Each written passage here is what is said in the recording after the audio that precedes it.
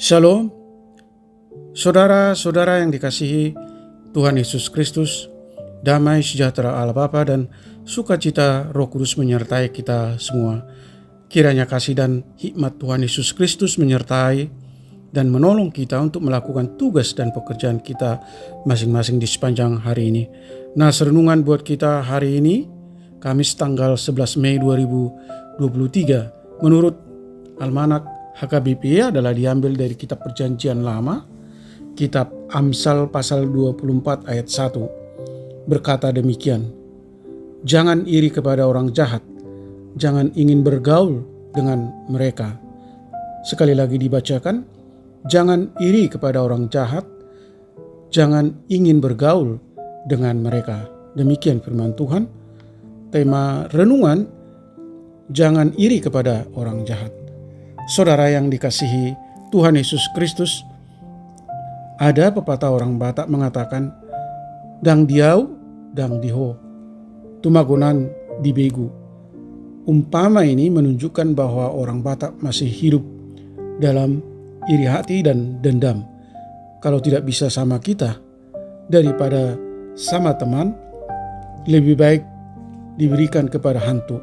Itu artinya iri hati masih mau dipelihara orang Batak melalui umpama tersebut. Padahal iri hati begitu keji, bengis, dan kejam. Iri hati bukan saja menghina, memfitnah, membenci, menghasut, tetapi juga mencelakai dan merusak.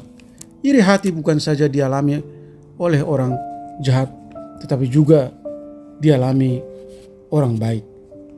Saudara yang dikasihi Tuhan Yesus Kristus, bukankah seyogyanya kita bahagia apabila rekan sekerja dan tetangga kita berhasil? Tetapi mengapa ada saja orang yang iri hatinya? Saya heran dan bingung mengapa bisa seperti itu.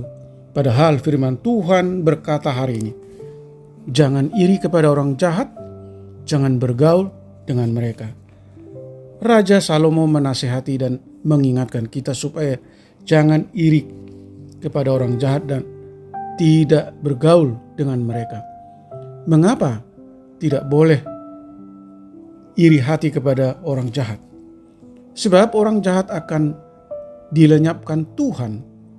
Dalam Mazmur pasal 37 ayat 8 sampai dengan ayat 9 dikatakan, "Berhentilah marah dan tinggalkanlah panas hati itu, jangan marah, itu hanya membawa kejahatan." Harus meninggalkan panas hati melihat orang jahat, sebab sebentar lagi Tuhan akan melenyapkan mereka. Meskipun orang jahat bergelimangan harta, berkelebihan, berkuasa, berjabatan, berkedudukan sebagai hasil dari kejahatannya, tidak boleh iri kepada mereka. Sebab sebentar lagi semua hasil kejahatannya akan lenyap. Dan selanjutnya dikatakan, jangan bergaul dengan mereka. Mengapa tidak boleh bergaul dengan mereka? Dalam Mazmur pasal 1 ayat 1 dikatakan, "Berbahagialah orang yang tidak berjalan menurut nasihat orang fasik, yang tidak berdiri di jalan orang berdosa, dan yang tidak duduk dalam kumpulan pencemooh." Saudara yang dikasihi Tuhan Yesus Kristus, tidak perlu bergaul dengan orang jahat, sebab orang jahat akan menggoda kita untuk ikut berbuat jahat. Sekali lagi, tidak boleh iri dan tidak boleh bergaul dengan orang jahat. Amin. Mari kita berdoa.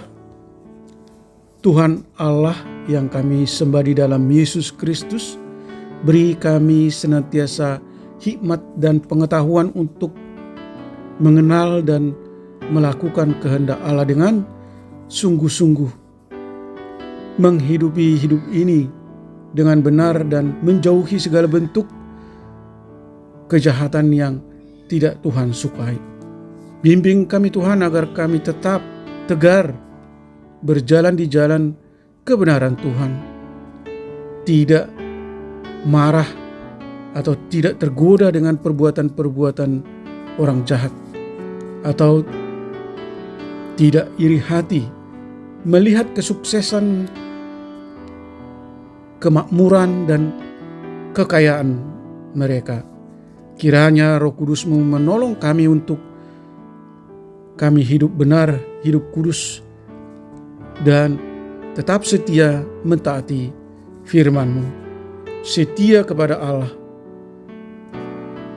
Karena orang benar akan mengalami kehadiran pertolongan dan mewarisi keselamatan dan tanah perjanjian.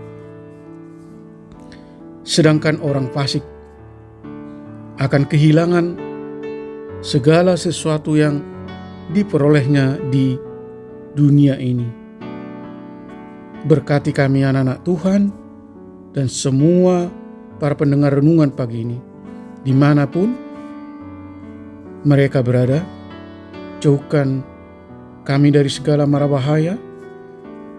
Tuhan kiranya selalu hadir dan melekat di dalam hidup kami, menuntun pikiran dan segala perbuatan kami untuk selalu menyenangkan hati Tuhan dan memuliakan nama-Mu. Jika ada di antara kami yang mengalami sakit penyakit,